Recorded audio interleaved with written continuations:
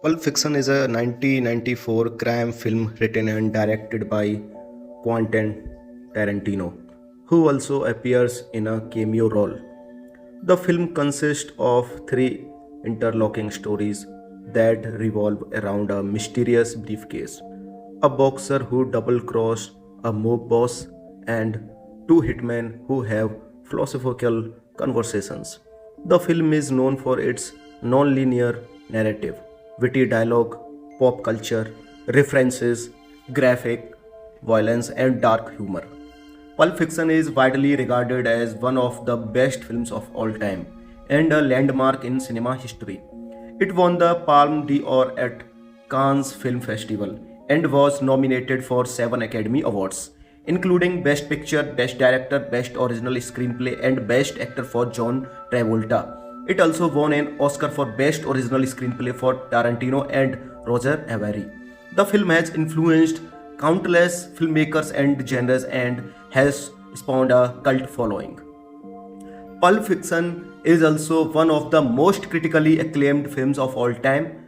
It has a 92% rating on Rotten Tomatoes based on 115 reviews with an average score of 9.2 out of 10. The critics' consensus reading, one of the most influenced films of 1990, Pulp Fiction is a delirious post-modern mix of neo-noir thrillers, pitch black humor, and pop culture touchstones.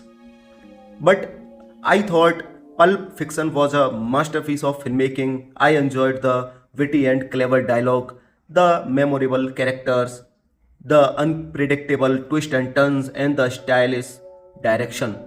I also appreciated the reference of the other films and genres and the way Tarantino played with the conventions of storytelling. I think Pulp Fiction is a film that rewards multiple viewings as there are always new details and connections to discover. I think it's one of the best films ever made.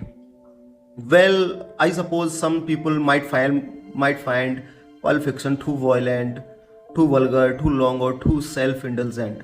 Some might argue with the film's style over substance or that is glorifies crime and immortality. Some might also question the accuracy or relevance of some of the pop culture references or the logic of some of the plot points. I can understand these criticisms, but I don't agree with them. I think Pulp Fiction is a film that transcends its genre and its flaws and creates a unique and unforgettable cinematic experience. I thought the soundtrack of Pulp Fiction was excellent. I liked how Tarantino used a variety of songs from different genres and eras, such as surf rock, soul, rockabilly, and pop. I think the songs added to the mood and atmosphere of the film and also contrasted with the violence and tension of some of the scenes. I think some of the songs became iconic because of their association with the film, such as Missy Love by Dick Dale and Del Tones, You Never Can Tell by Chuck Berry, and Girl You Will Be a Woman Soon by Urge Overkill.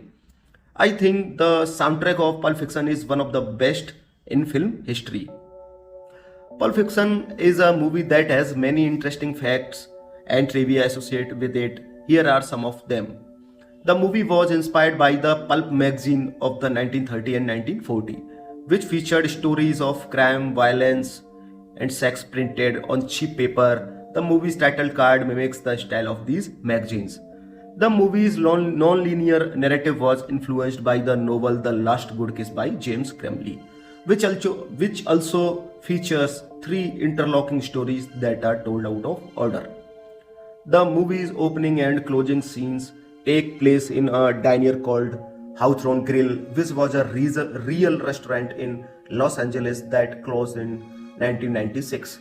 The restaurant was also featured in the movie Swingers 1996. The movie's theme song is Misery Love by Dick Dale and the Tailtones, a surf rock instrumental from 1962. The song is based on a traditional Greek folk song that means Egyptian girl. The movie's iconic dance scene between Vincent Vega and Mia Wallace that Jack Rabbit Slims was inspired by the dance scene between Jean Paul Belmondo and Jean Seberg in the French New Wave film Breathless.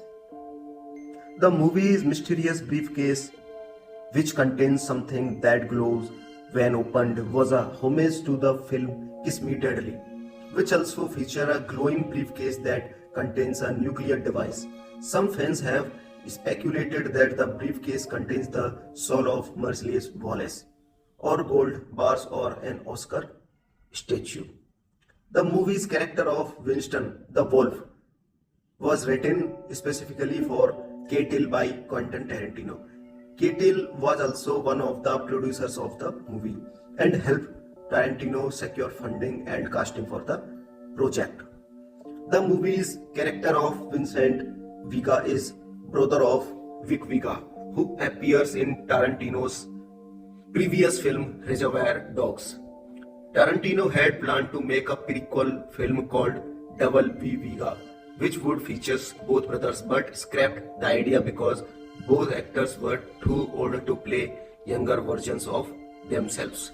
The movie's character of Jules Winfield was written especially for Jackson by Tarantino, but Jackson almost lost the role to Paul Calderon after a bad audition. Jackson flew back to Los Angeles and gave a second audition that impressed Tarantino and secured his role. The movie's character of Butch College was originally offered to Matt Dillon, who turned it down. Wills took the role after being convinced by his friend Harvey Keitel, who knew that Wills was a fan of Reservoir Dogs. The movie's character of Mia Wallace was originally turned down by Thurman, who did not like the script. Tarantino read her the script over the phone and persuaded her to take the role. Thurman also did not like the song You Never Can Tell by Chuck Berry, which was played during the dance scene, but Tarantino assured her that it was perfect. The movie's character of Lance, it is based on Tarantino's former video store co-worker Lance Lawson, who also appears in the movie as one of Jules' friends. Stones also suggested Rosanna Arquette for the role of his wife Judy, who has several piercings on her face. Arquette did her own piercings for the role. The movie's character of Captain Coons delivers a monologue about a gold watch that belonged to Butch's father and grandfather, who both fought in World War II. The monologue was partly inspired by a scene from the film The Deer Hunter 1978, which also features Walken as a Vietnam War veteran who gives a speech about his father's watch. The movie's character of Chad is a security guard who kidnaps Butch and Marshall and tortures them in a basement with his partner Maynard and a gimp.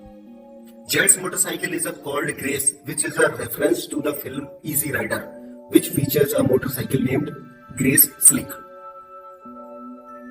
The movie's character of Fabian is Butch's girlfriend who waits for him at a motel. She speaks with a French accent and talks about wanting to have a pot belly. She also sings part of a French song called Le Grand Orchestre du Splendid, which means the Great Splendid Orchestra.